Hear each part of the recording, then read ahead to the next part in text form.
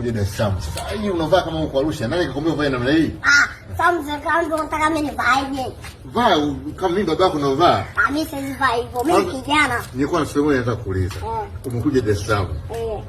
Umeamua kuja moja kwa moja kwa babako au unataka kurudi Arusha tena? Mimi nimekuja kwa baba lakini nitarudi. Fanya nini? Nitarudi kule kwa mama kule. Mama yako amekulea siku zote. Simwacha akae peke yake sababu unakaa na mimi babako hapa. Acha hawezi akakaa peke yake. Anaogopa. Mwanangu mbishi sana. Kwani lazima ukae naye? Ndio baba. Bwana. Mimi hapa nitafutia kazi, nafasi sehemu ya kuishi. Utaishi hapa na watu wa Dar es Salaam wanakupenda sana. Unajua nini baba? Mama kule ana wasiwasi. Anaogopa. Kwa hiyo mimi natakiwa mimi nimekuja wewe kukusalimia. Kwa mimi natakuwa nirudi. Kwa ina maana mama yako haniamini hata mimi babako. Yaani iko hivyo. Baba.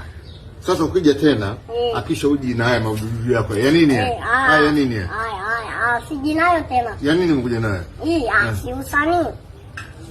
Ya. Ujiweka vizuri ya. Ya.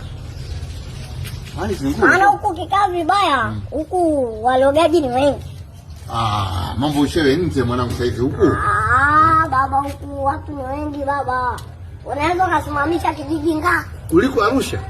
Baba. Uliko Arusha? Uko sana wali sijui wapi ndio kuna wachawi wengine wanasema ngombe hapo. Baba huko. Kwa Mombo huko. Huko ndo hatari. Huko nafuya huko. Ndio mama wako kufundisha hiyo, sio? Mimi mama amenifundisha sasa mimi. Ili urudi tu huko.